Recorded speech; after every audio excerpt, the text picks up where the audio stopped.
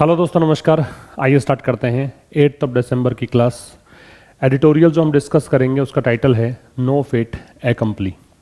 ठीक है, no fate एकम्प्ली एक नाउन है और इसका मतलब होता है कि कुछ चीज़ जो है, कोई भी चीज़ जो पहले घटित हो चुकी है और अब उसको बदला नहीं जा सकता है। Something that has happened earlier and can not be changed now, उसे कहते हैं हम नो फेट एकम्प्ली।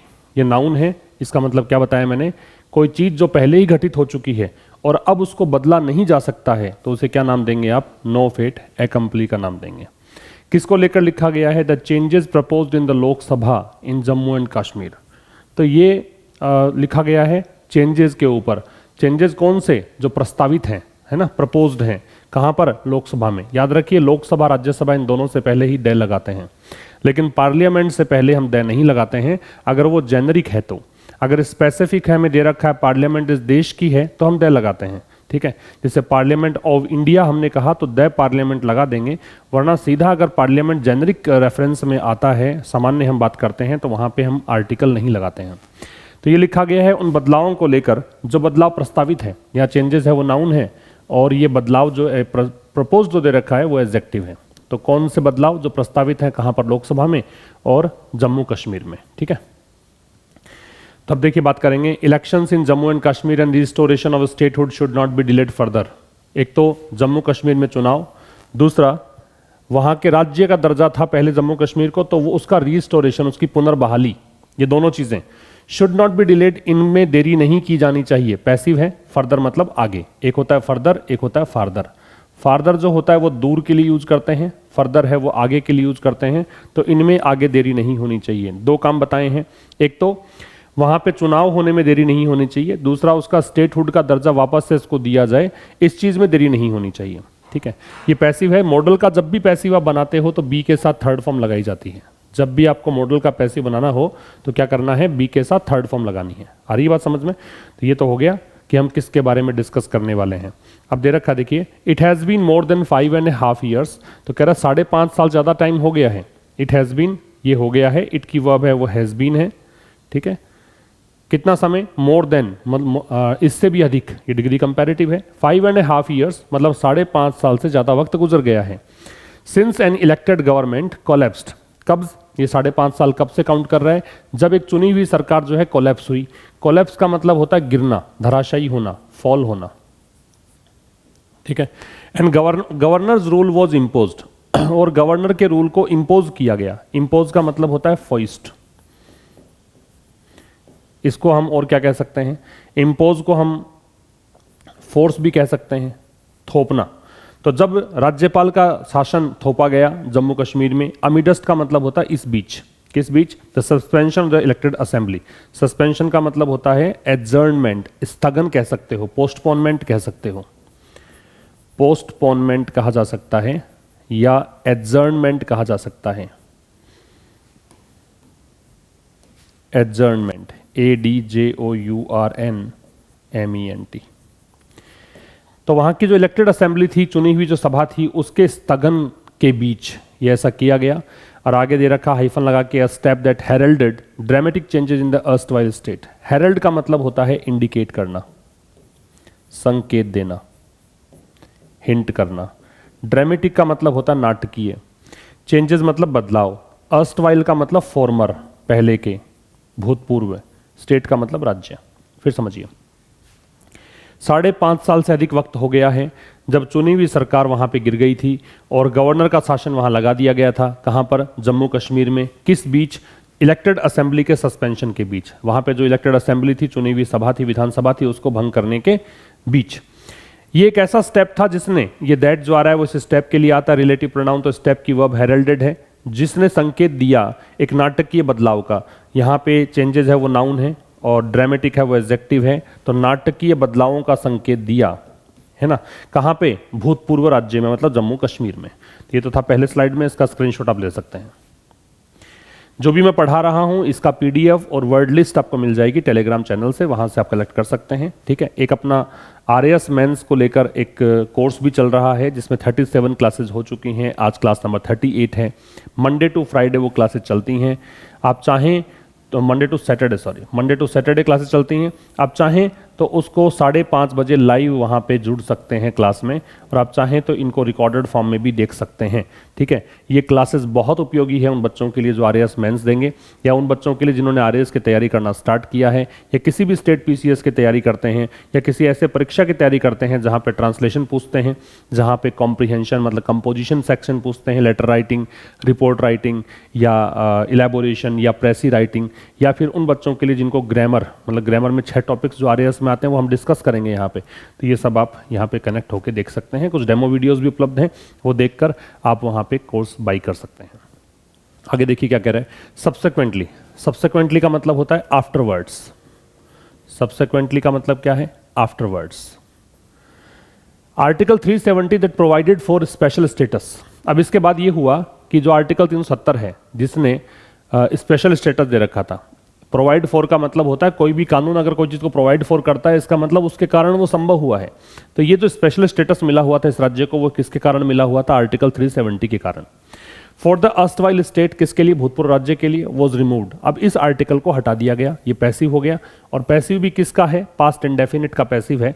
सेकंड फॉर्म का पैसिव हम बनाते हैं तो बनाते हैं वॉज के साथ, वर के साथ थर्ड फॉर्म लगा के। तो ये पैसिव हो गया किसका, सेकंड फॉर्म का, मतलब पास्ट इंडेफिनिट का। सब्सिक्वेंटली तो आपका एडवर्ब है। तो इसके बाद ये हुआ कि आर्टिकल 370, अब दैट दे के इसका परिचय दिया। आर्टिकल 370 क्या करता है, आर्टिकल 370 ने इस राज्य को एक विशेष दर्जा दे रखा था। ठीक है, इस आर्टिकल 370 को हटा दिया गया। The state bifurcated. बाइफर्केट का मतलब होता है to divide into 2 equal parts. To divided into 2 parts. To divide into 2 parts. 2 भागों में बांट देने को हम क्या बोलते हैं, 2 भागों में बांट देने को बोलते हैं बाइफर्केट। ठीक है, ये जो स्टेट है bifurcated with the region encompassing. Encompass का मतलब होता है इंक्लूड या इन्वॉल्व, शामिल करना। और यहां कह रहा है एनकम्पासिंग, तो इसका मतलब है इसको शामिल करते हुए। तो क्या कह रहा है कि स्टेट बाइफर्केटेड, जो राज्य है जम्मू कश्मीर है, इसको बाइफर्केट किया गया, इसको 2 भागों में बांटा गया। इसके साथ इसमें रीजन, कौन सा क्षेत्र, जिसको शामिल कर रहा था जम्मू और कश्मीर वैली को, जम्मू और कश्मीर घाटी को, made into a new union territory. तो इसको एक तो बना दिया गया, इस रीजन को बना दिया गया एक केंद्र शासित प्रदेश और एक लद्दाख, ऐसे 2 भागों में बांट दिया। ठीक है, फिर समझिए, स्टेट जो है जिसको बाइफर्केट किया गया, किस क्षेत्र के साथ, एक क्षेत्र जो शामिल करते हुए है किसको, जम्मू कश्मीर घाटी को, इसको इस स्टेट को बाइफर्केट करके किस में बना दिया गया, एक यूनियन टेरिटरी में बना दिया गया, एक केंद्र शासित प्रदेश बना दिया गया, और लद्दाख, ऐसे 2 भाग बना दिए। Hived off into another. Hive off का मतलब होता है सेपरेट करना, अलग करना। किसी बड़े हिस्से से अलग होने को बोलते हैं सेपरेट करना। ठीक है, बड़े हिस्से से अलग होने को हाइव ऑफ बोलते हैं, फ्रेजल वर्ब है ये। तो 2 भाग कैसे हुए, एक हिस्सा तो रहा जम्मू कश्मीर वैली वाला, दूसरा हिस्सा रहा लद्दाख वाला। बात समझ में आ रही है। The state bifurcated with the region, तो इस स्टेट को 2 भागों में बांटा गया। कैसे, एक तो भाग था जिसमें एक क्षेत्र आया जो शामिल कर रहा था जम्मू कश्मीर वैली को। ठीक है, इसको तो क्या कर दिया गया, द स्टेट बाइफर्केटेड, जिस स्टेट को बाइफर्केट किया गया इस भाग को शामिल करते हुए, ये स्टेट तो बना दिया गया एक नया केंद्र शासित प्रदेश, और दूसरा लद्दाख जो कि दूसरे हिस्से से अलग कर दिया। ठीक है, ऐसे करके 2 भाग बना दिए। द कॉन्स्टिट्यूशनलिटी का मतलब संवैधानिकता, कि संवैधानिक रूप से ये चीज सही है क्या, इसे बोलेंगे कॉन्स्टिट्यूशनलिटी।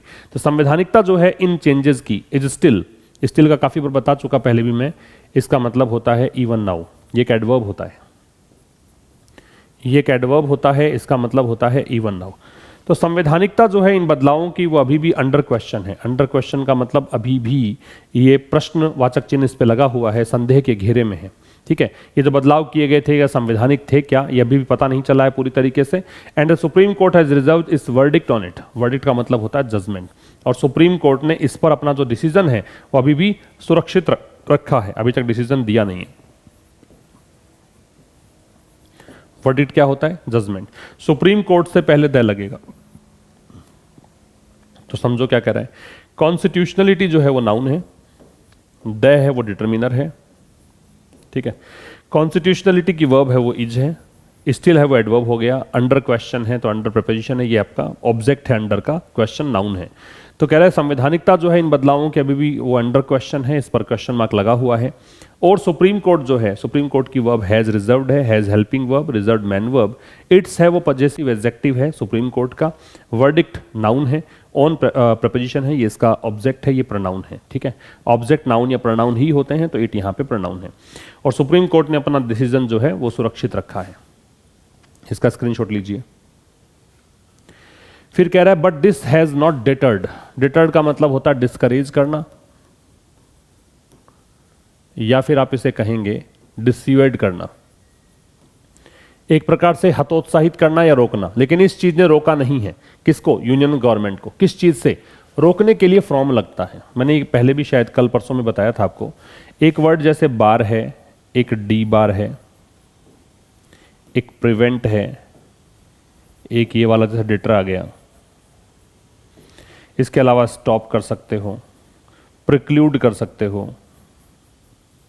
या एब्स्टेन है, या रिफ्रेन है।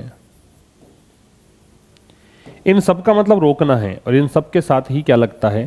फ्रॉम लगता है, ठीक है। और फ्रॉम प्रेपोजिशन है तो फिर आगे आईएनजी लगना ही था, तो ब्रिंगिंग आ गया। ब्रिंग अबाउट का मतलब होता है कॉज टू हैपन, घटित होने का कारण बनना। कॉज टू हैपन, घटित होने का कारण बनना। ब्रिंग अबाउट एक फ्रेजल वर्ब है, ठीक है। तो क्या कह रहा है कि लेकिन इस चीज ने यूनियन गवर्नमेंट को रोका नहीं है, किससे? लेजिस्लेशन लाने से, विधेयक लाने से। वो विधेयक दैट आ रहा है इस विधेयक के लिए जो चेंज कर देगा किसको? मेकअप मतलब एक प्रकार से स्ट्रक्चर को, ढांचे को। किसका? यूटीज मतलब यूनियन टेरिटरी का। प्रोस्पेक्टिव, प्रोस्पेक्टिव का मतलब पॉसिबल, लाइकली, संभावित, प्रोस्पेक्टिव एडजेक्टिव है। लेजिस्लेटिव असेंबली जो वहां की विधानसभा है प्रस्तावित, उसको। Beyond the completion of the delimitation exercise. Delimitation का मतलब होता है सीमांकन, बाउंड्री तय कर देना, सीमांकन कर देना। तो इस एक्सरसाइज के पूरा करने के परे। फिर समझिए, दिस की वर्ब है वो हैज हेल्पिंग वर्ब, ये man verb, not adverb of negation, but है कंजंक्शन। लेकिन इस चीज ने यूनियन गवर्नमेंट को नहीं रोका है, किससे? एक विधेयक लाने से। कौन सा विधेयक? जो कि बदल देगा किसको? यूनियन टेरिटरी के प्रस्तावित लेजिस्लेटिव असेंबली को। किसके परे?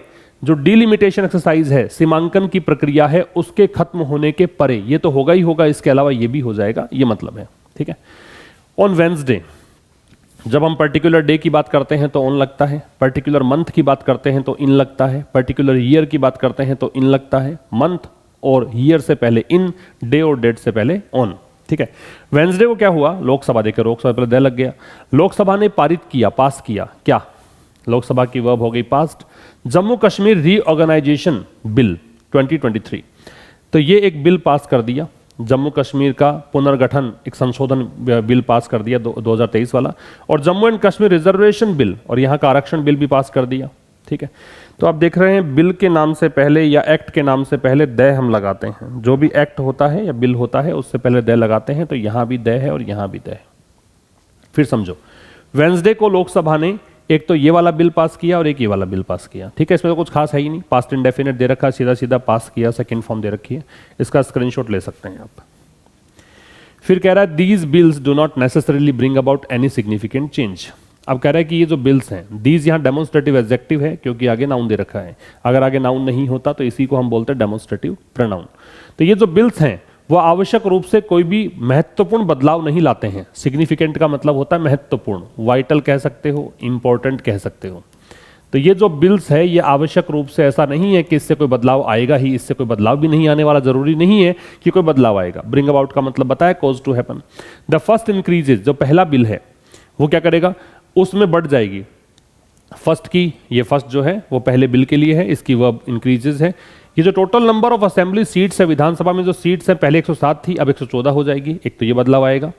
With reservation of 9 seats for scheduled tribes, इसमें एक तो शेड्यूल्ड ट्राइब्स के लिए जो रिजर्वेशन होगा 9 सीट्स का, 9 सीटें आरक्षित रखी जाएगी एसटी के लिए। अब फर्स्ट का मतलब अपने आप में पहली बार हुआ है। जो काम अपने आप में पहली बार हुआ है, इससे पहले कभी नहीं हुआ, तो फर्स्ट के पहले ए लगता है, याद रखना। हमने अभी तक एक ग्रामर में सीख रखा है कि फर्स्ट, सेकंड, थर्ड, फोर्थ ये ऑर्डिनल नंबर्स होते हैं, इनसे पहले द का प्रयोग किया जाना चाहिए। लेकिन अगर आप इनको देखते हैं कि ये पहली बार ही ऐसा हुआ है, इससे पहले कभी नहीं हुआ है, तो फिर आपको ए लगाना होता है, ठीक है। फिर समझो, कि जो पहला है उसमें तो क्या है, ये बढ़ा देगा, हालांकि ये दे रखा है फर्स्ट फॉर्म में, लेकिन ये है फ्यूचर की इंडिकेशन, ठीक है। तो ये क्या करेगा, 107 की जगह 114 सीट्स कर देगा। इसमें 9 सीटों का आरक्षण रहेगा एसटी के लिए। बिसाइड्स एम्पावरिंग, बिसाइड्स का मतलब होता है के अलावा, प्रेपोजिशन है, और प्रेपोजिशन तो देख सकते हैं आगे आईएनजी है। एम्पावर का मतलब होता है ताकतवर बनाना, शक्तिशाली बनाना और स्ट्रॉन्ग करना। किसके अलावा, स्ट्रॉन्ग करने के अलावा। किसको, लेफ्टिनेंट गवर्नर को। तो इफेक्ट सम नॉमिनेशंस, नॉमिनेशन का मतलब होता है नामांकन, इफेक्ट का मतलब होता है जो ब्रिंग अबाउट है वही इफेक्ट है। इसका मतलब भी कोज टू हैपन है, या कोज कर दो, ठीक है। तो कुछ नामांकन, कुछ नॉमिनेशंस को बनाने के अलावा, अचीव करने के अलावा, यहां पे कोज भी हो सकता है, अचीव भी हो सकता है, ब्रिंग अबाउट भी हो सकता है, कोज टू हैपन भी हो सकता है, ये सारा इफेक्ट होता है, क्रिएट भी हो सकता है, ठीक है। तो क्या कह रहा है कि किसके अलावा, लेफ्टिनेंट गवर्नर को ताकतवर बनाया जाएगा कि वो कुछ नॉमिनेशंस कर सके, ठीक है। लेफ्टिनेंट की स्पेलिंग याद रखिए, लाई है, फिर यू है, फिर टेन है, और फिर एंट है। ऐसे आप टुकड़ों में तोड़ के लेफ्टिनेंट की स्पेलिंग को याद कर सकते हैं। ब्रिटिश इंग्लिश में इसको लेफ्टिनेंट पढ़ते हैं, वहीं अमेरिकन इंग्लिश में इसको ल्यूटिनेंट प्रोनाउंस किया जाता है। क्या पढ़ते हैं, ल्यूटिनेंट, अगर अमेरिकन इंग्लिश है तो। ब्रिटिश इंग्लिश में से वो क्या पढ़ेंगे, लेफ्टिनेंट पढ़ेंगे। तो लाई है, यू है, टेन है, एंट है, ये लेफ्टिनेंट है। तो किसके अलावा, लेफ्टिनेंट गवर्नर को एम्पावर करने के अलावा, लेफ्टिनेंट गवर्नर को एम्पावर किया जाएगा, मतलब ताकतवर बनाया जाएगा, किस लिए, कि कुछ नॉमिनेशंस वो कर सके। द सेकंड सिक्स, अब ये दूसरा जो बिल है, जो रिजर्वेशन वाला बिल है, उसमें क्या मांगा गया है, उसमें क्या डिमांड की गई है। सीख का मतलब चाहना, तलाशना, कोशिश करना, डिमांड करना, ये सब मतलब होते हैं। उसमें जो एक टर्म है, एक शब्द है, weak and underprivileged classes. कौन सी, कमजोर और अंडर प्रिविलेज्ड, मतलब जो तबका जिसको विशेषाधिकार प्राप्त नहीं है उसे बोलते हैं अंडर प्रिविलेज्ड, ठीक है। समाज का वो तबका जो दलित है, पिछड़ा हुआ है, ये मान लीजिए। तो इसमें जो टर्म है weak and underprivileged classes, social caste की बात कर रहा है, सामाजिक जातियों की बात कर रहा है। In the Jammu and Kashmir reservation act 2004, ये 2004 का जो एक एक्ट था, देखो एक्ट से पहले दे आ रहा है, उसमें ये नाम शामिल था। Enacted by the state legislature, और ये कानून किसके द्वारा बनाया गया था। इनेक्ट का मतलब होता है पास लॉ, पास द लॉ, कानून बनाना, ठीक है। ये किसके द्वारा बनाया गया था, राज्य विधानमंडल के द्वारा। इस नाम को चेंज कर दिया जाएगा अदर बैकवर्ड क्लासेस से, ठीक है, ओबीसी से, और ये as declared by the UT, और ये यूटी के द्वारा डिक्लेयर किया गया है। फिर समझिए, दूसरा बिल है, उस सेकंड की जो वर्ब है वो सीक्स है। इसका काम ये है कि ये रिप्लेस कर देगा एक शब्द है वीक और अंडर प्रिविलेज क्लासेज, जो 2004 वाले एक्ट में था, और ये बनाया था किसने, स्टेट लेजिस्लेचर ने। इसको हटा के नाम कर देगा ओबीसी, और ये डिक्लेयर किसने किया है, यूटी ने किया है, यूनियन टेरिटरी ने किया है, केंद्र शासित प्रदेश ने किया है। तो ये था दोस्तों आज के इस एडिटोरियल में। मुलाकात होगी अब एक नए सेशन के साथ नेक्स्ट क्लास में, तब तक के लिए नमस्कार, थैंक यू वेरी मच।